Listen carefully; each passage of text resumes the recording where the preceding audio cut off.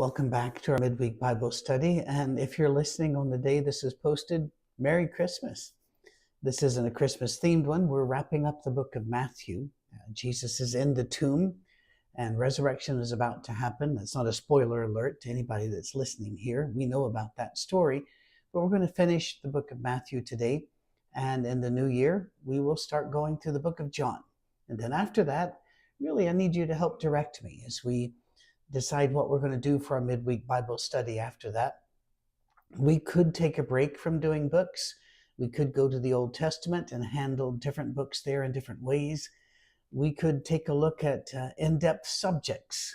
So give me your ideas. And by the way, when I normally ask for these, I only get 4 or 5 people who write in. So every email is pretty weighty when it comes to changing the direction of this thing. So if you have a firm opinion or even just a good preference, send it to me at info@oursafeharbor.com. We're in Matthew chapter 27. We have just finished verse 61, where Joseph of Arimathea has placed Christ in his own tomb and then rolled a big stone in front of it. And Mary and Martha are sitting opposite of the tomb.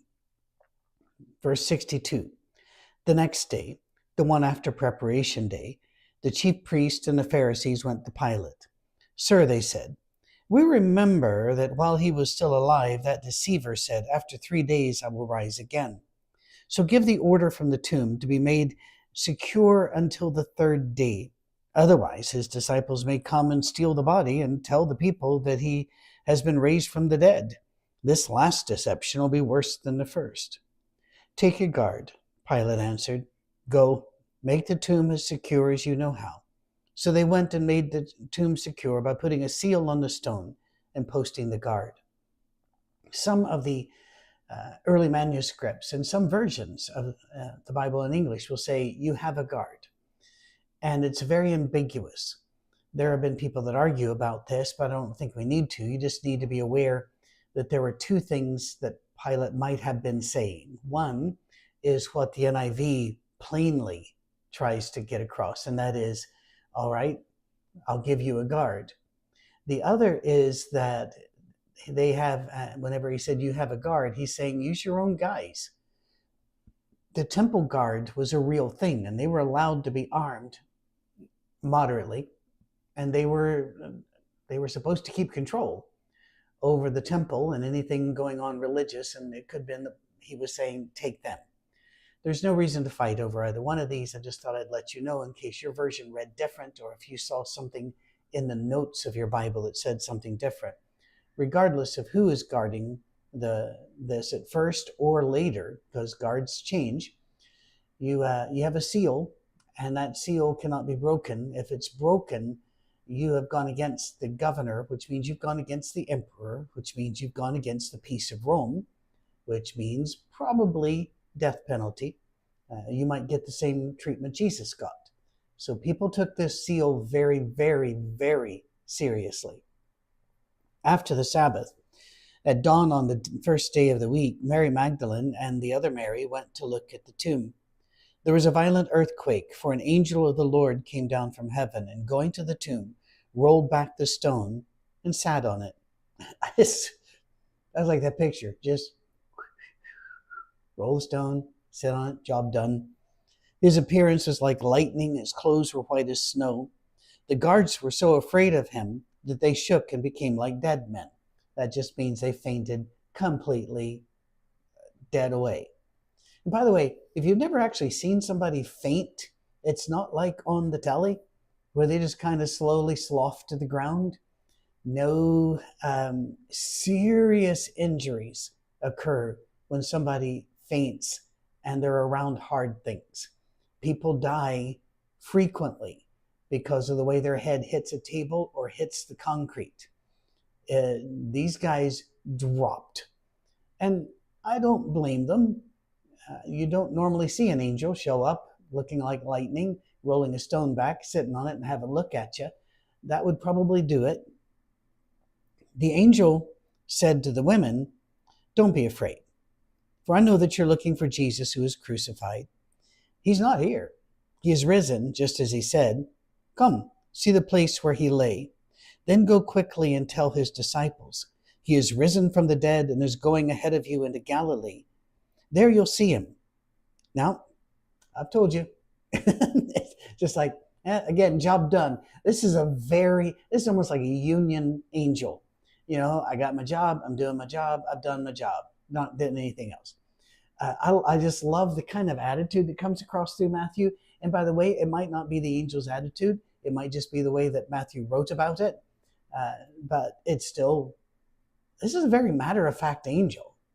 There's none of this, stuff that you might see in the movies, and glory and soft music and rainbows. No. So it's like, all right, you can go see where he used to be. He's not there now. You need to go tell the disciples. He said to tell them, go into Galilee. I will meet you there. Okay, I've done my job. So the women hurried away from the tomb, afraid, yet filled with joy, and ran to tell his disciples. Suddenly, Jesus met them. Greetings, he said. They came to him, clasped his feet, and worshipped him. Then Jesus said to them, do not be afraid. Go and tell my brothers to go to Galilee. There they will see me. We get a lot more information, by the way, with Mark and Luke than we do in Matthew about all the comings and goings at the resurrection. I'm not really sure why, because Matthew is not shy. He uses a lot of words. It's a long book. And also, Matthew was pushing the idea that Jesus was the Moses, the Elijah, the Messiah, the King. And so I would have thought he would make more of an ending here. But he leaves out the meeting with Mary Magdalene, the arrival of Peter and John later. He leaves out the one angel, then two angels, and then he leaves out so much. So it's a good thing we have 4 Gospels to look at. And that way we can get the entire story. By the way, that's what we have to do if we ask people what happened. There's an accident. We'll ask 10 people, get 10 stories, and we look for the common pieces in there. And that's where we start from there. While the women were on their way, some of the guards went into the city and reported to the chief priest everything that had happened. That's why a lot of people think that you have a guard means this was temple guards, because they didn't go to the Romans, they went to the chief priest. When the chief priest had met with the elders, they devised a plan. They gave the soldiers a large sum of money, telling them, you are to say, his disciples came during the night and stole him away while we were asleep. If this report gets to the governor, we will satisfy him and keep you out of trouble. So the soldiers took the money and did as they were instructed, and this story has been widely circulated among the Jews to this very day. This is still a pretty dangerous plan for the soldiers. Had they been overwhelmed by the disciples and beaten and driven back, and the disciples and stole the body, they would have been subject to routine torture and some imprisonment, but then almost certainly restored to their units. There was a Roman law, however, that if you went to sleep and you lost a prisoner, and Jesus is technically a dead body at this stage, but you lost a prisoner, that you were killed. It was a death penalty offense. Sometimes crucifixion, but usually by strangulation, or by sword. So they're taking a big risk here. But the chief priests are saying, listen, we got you back, buddy. We got you back. I wonder if they did. I wonder whatever happened to those soldiers. Hollywood has certainly wondered, and back in the 40s and 50s made a ton of those old robe and sword type epic movies about, the conversion of one and the other not, and hauled before courts. And so you have a lot of those. I mentioned The Robe last week, and movies like Ben-Hur and The Robe, they really went to the Bible to get a bunch of ideas about what life was like. But we don't really know what happened to these guys.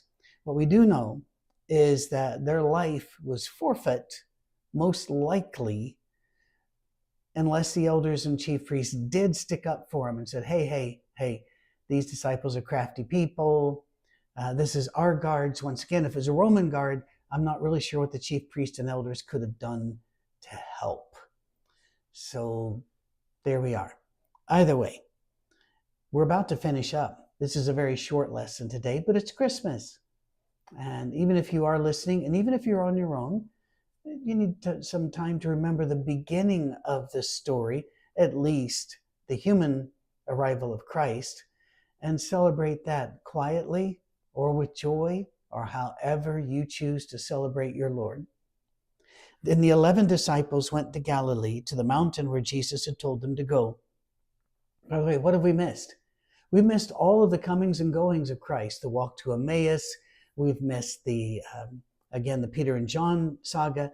We've missed Thomas not being there when Jesus shows up in a locked room. He shows up again in a locked room. We miss all of that here. We miss the cooking of breakfast for the disciples as they're out fishing. Matthew just leaves out a whole lot, I think because he felt he had made his point, that Jesus is the fulfillment of the prophecies, that he is the Messiah, the King, the promised one, that he is the Moses and Elijah type that was foretold that would come into this world. Then if you don't understand Moses and Elijah type, you can send me an email and maybe we'll do a Monday morning message about that. They went to the mountain. When they saw him, they worshiped him, but some doubted. What would they have doubted? It's a very interesting question. They know he's risen from the dead, but he wouldn't have looked exactly like he did before. Why? Because he had a spirit body? No. Because he was in a physical body that had just been crucified, beaten, dehydrated, malnourished. Teeth didn't miraculously come back. Noses didn't miraculously straighten. Jaws didn't automatically not click when you open them because they got hit out of joint. Jesus, in fact, you remember he was walking with the men to Emmaus. They didn't recognize him until he started doing what he normally did, the breaking of bread and working with them. And they noticed through that, wait a minute, that's the way Jesus does things. So it could be that. The some doubted. Instead of worrying about that, I want you to take some comfort from it. Doubt is an integral part of the Christian journey. Certainty is not our friend. Pete Enns wrote a book years ago, The Sin of Certainty. And while I wouldn't always call it a sin, I will say that certainty often leads to sin and to arrogance and to narrow-mindedness, closed-mindedness, where we ought to always be open. There's a reason why I still read atheist magazines every month. There's a reason why I listen to their podcasts. There's a reason why I will listen to Catholic theologians, to Mormon theologians. I'll listen to Baptist theologians. Why? Because I need to be open and not so certain that I can't learn anymore. And while, obviously, I don't agree with my atheist friends, nor am I a Catholic or Mormon or a Baptist, I don't hold any animus toward any of these people.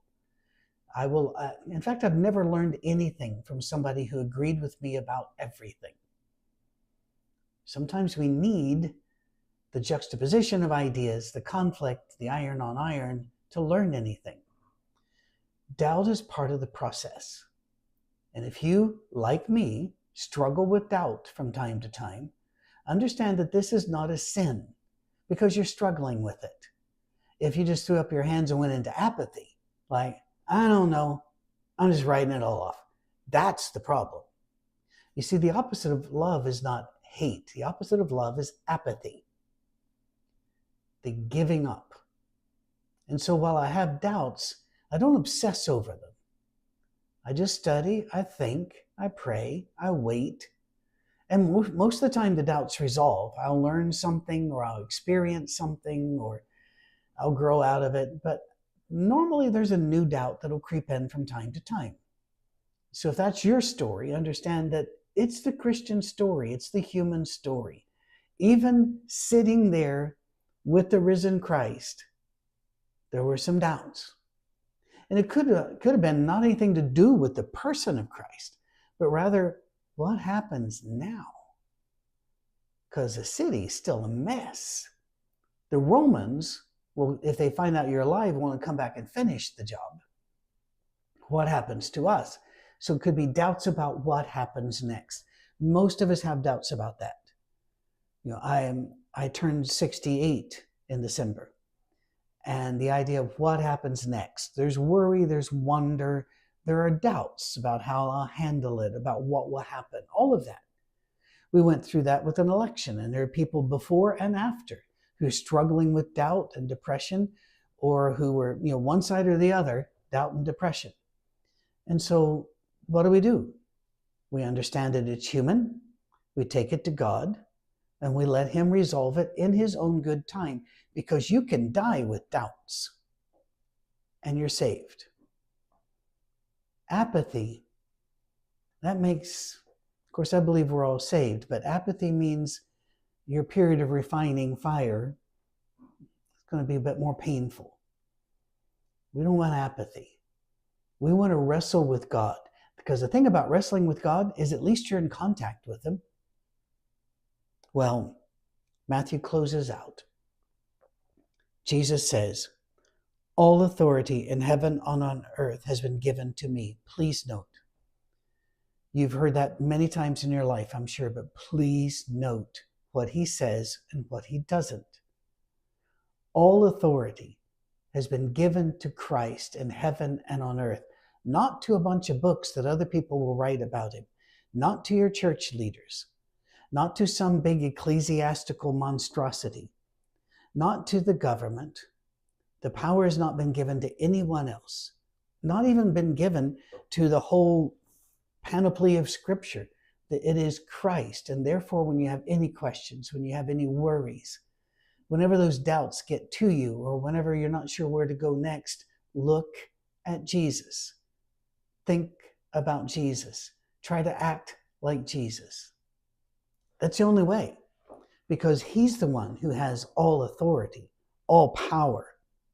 Therefore, go make disciples of all nations, baptizing them in the name of the Father and the Son and the Holy Spirit, and teaching them to obey everything I've commanded you.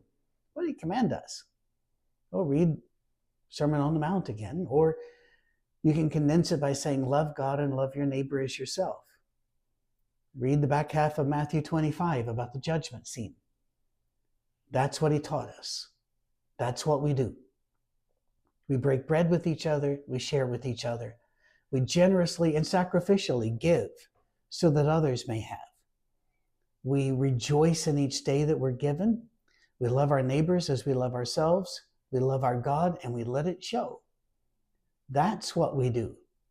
We follow him. And how do you make disciples? Well, there are actually courses out there on how to do this.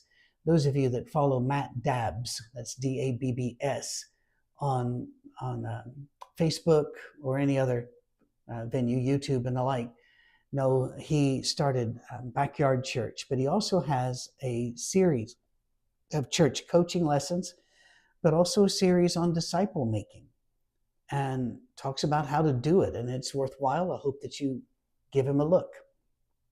Give it a try. See what happens. But in short, I would just say to you, living like Jesus wants you to live among the people you are around will draw people to you, and you can teach them how to live the same way. And you have made them followers, which is what disciple means, just as you are a follower.